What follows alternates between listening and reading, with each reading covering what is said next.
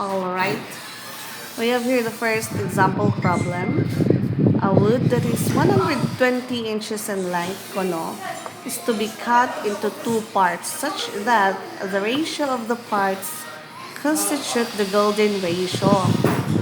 The question is, what must be the length of the wood? And you use 1.618 as the value of the golden ratio. Okay, so syempre, magdodrawing kita para maintindihan natin. Di nga kam nakakaintindi, i-drawing niyo. Kaya ka siya kasi. So, yan. A wood kuno that is 120 inches in length. So, may da kuno wood. May nakaging papaid.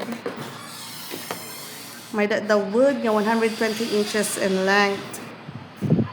Say, we have here a wood that is 120 inches in length. So, iya halabahin nga wood is 120 inches. Okay? Then, it is to be cut into two parts such that the ratio of the parts constitute the golden ratio. So, ikakat natin here into two parts. Sige, taling iginkat natin. Kung hinanumdum ka mo, aking gid-discuss online, we denote this as A and B. Okay? A, which is the measurement from here up to here. Ang gikat natin ang wood into two. From here to here, as that measurement iton A. And from here to here, asya iton measurement iton B. Okay? Then, kung nahinanamdam ka mo guys, may nakita formula, di ba? We have a formula which is phi is equals to A plus B, right? Which is A plus B over the longer, di ba? A plus B, hindi nga duha nga bugos, over the longer side, which is A lang, over A. Formulain natin, guys. Ang kung mapapansin niyo, guys, if we add A plus B, that is equivalent to 120, di ba? Same iton iya measurement. Butang natin dida.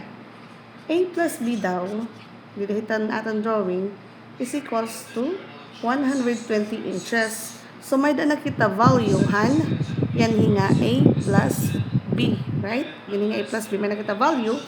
And then, nasa ring liwat din hinga.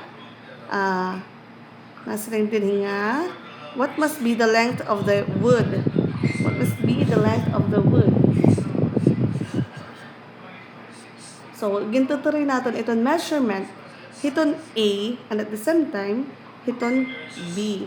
Kung ikakatit natin into 2, nga magkakonstitute hiya dapat into golden ratio. Wherein, aton phi guys, yada na, which is 1.618. Yadi na natin value, han aton phi. So, may nakita phi, may nakita A plus B. Now, matutuloy natin iton A. So, let's substitute the value, okay? 1.618 na natin phi. 1.618 na natin phi. So, phi is equals to 1.618 equals to, and aton value on A plus B is equals to 120, right? Which is the total length of the wood.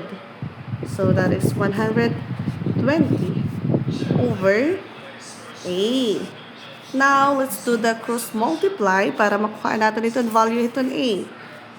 Let's say, butang kita din over 1. Or pwede ka naman din kita magbutangan over 1. Imagination tala. Ay nala kita pag binutang. Nabutang lak para di ka mo malapan.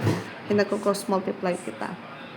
So, we have here 1.618 times A is equals to 1.618. A is equivalent to 120 times 1 is equals to 120. Now, ano ito't bubuhatan para matry natin itong valuehan A.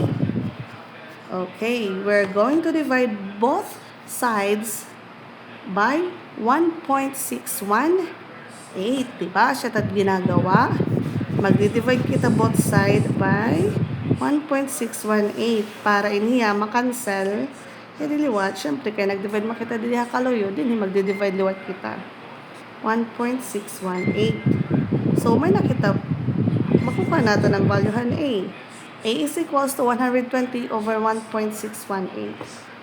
Okay, let's check guys. 120 divided by 1.618. So, it magwa sa iyo is parang yada. Kung may new calculator nga sugahinit, nagwas yada. Ito ba, magwas na suliwat iton decimal form. Pwede talaga yan hinga SD. Ini. Yan, which is, yung A natin, yung value is 74.16563. Round up 4. So, I think it depends ito teacher kung i-round off niyo to the nearest tenths, hundreds, or diin. So, from now on, aton ini rule, okay? 2 decimal places lang kita permi. So, it's gonna be 74.17. Round off natin, kasi 5 man na nasunod, tapos nasunod din 6, round up, which is 74.17. So, pag alam ka mo hapon na pag-round off, di nga ka mo magpaka-asya, babagsak ta ka mo. Joke la. Anyway, pag-round off man lang ito. 17. Okay, pera. Inches, of course. It is inches. Kaya inches man ang gamit nila. Nga? Measurement. Unit of measurement. 74.17 inches. So, we have here, guys, the value of A. Yan. So, may doon na kita value, guys, han aton A. Han aton A. Ngayon, guys. Tatutudyan na la, ang value, guys, han B. Siyempre, madali na ulit pagtaraga ang value han B. Kaya ang total length niya, igmaminus talahan A, matuturita na ang B. Right? Siya na ulit pagtarahan aton value han B.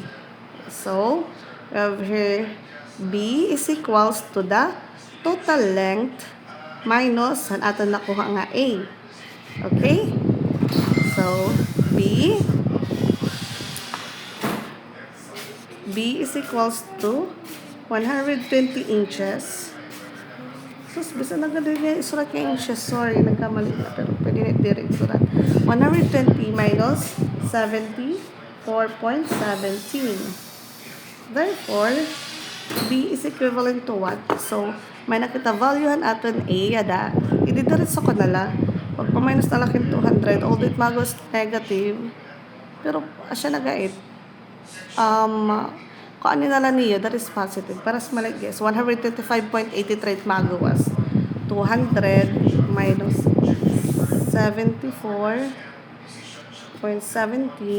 equals D, 125.83. See, I told you, 125. No, may nagkamali anak pag-compute. Sorry guys, it's not 200, it's 120. Siya na usa. 120 minus 74.17, it is 45.83. Okay. So, ano daw lang nakuan?